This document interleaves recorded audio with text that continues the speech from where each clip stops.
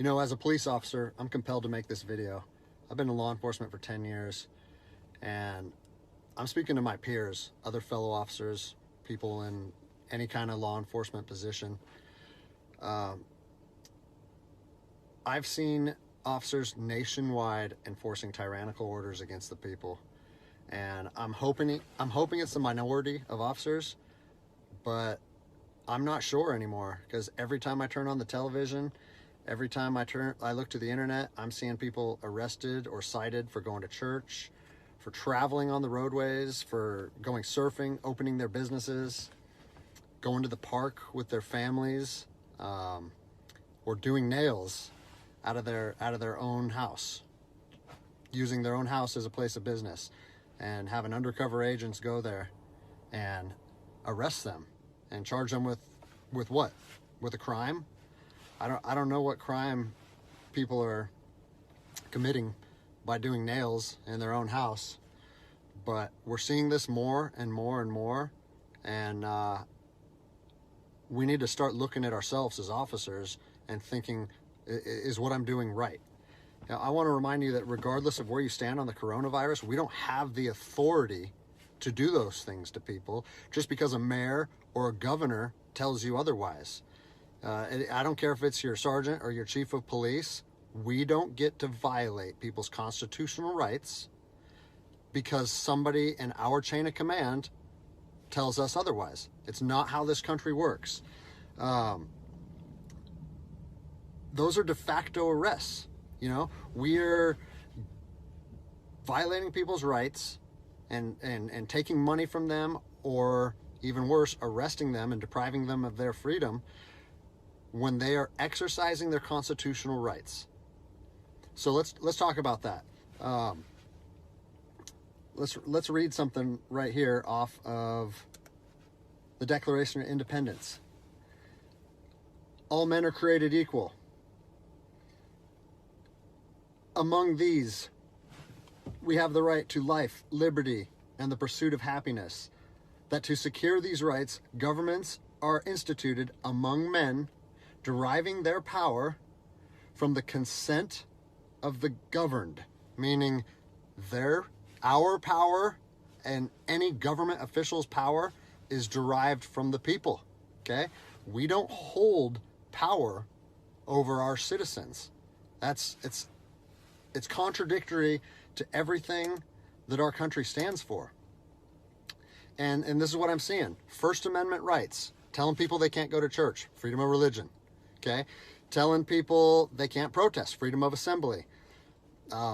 Fourth Amendment violations, illegal traffic stops to check for papers. What are you, the Gestapo? Is this 1930s Nazi Germany? You don't get to stop people unless you have reasonable suspicion or probable cause that they have committed a crime. And I know people that have personally been stopped saying, we want to see papers showing that you're essential. David 2, copy a phone call. That is not how our job works, okay?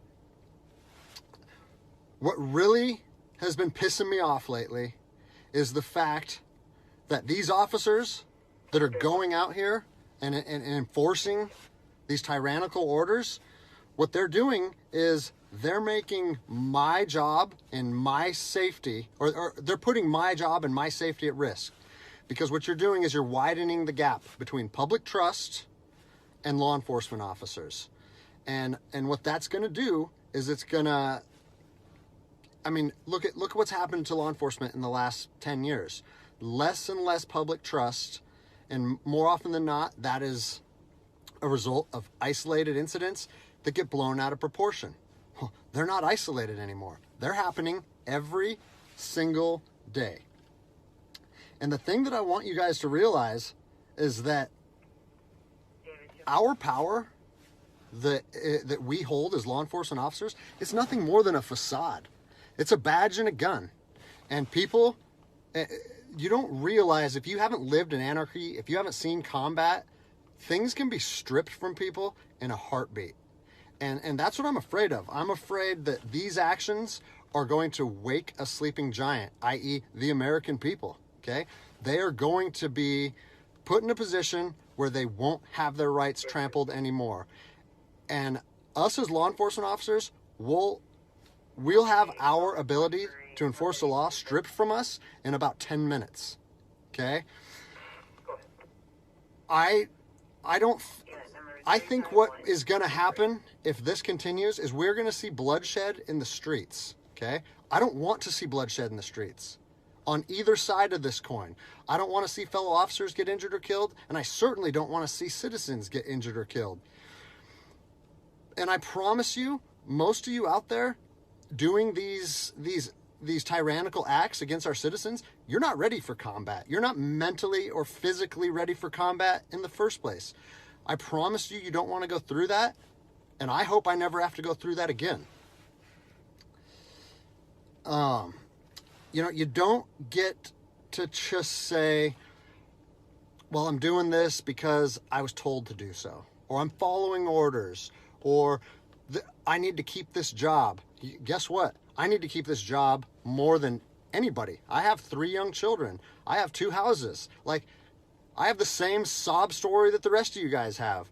But my personal choices and my living arrangements, no matter what they are, don't allow me to trample on people's rights. And I don't understand why that concept is so hard for people to understand. Listen, you need to stand up for what's right. You need to, if you're part of a department or an agency that is asking people or asking their officers or their deputies to impose on people's rights and infringe on their freedoms, you need to step up and say, no, that's not me. That's not what I signed up for, and that's going against my oath.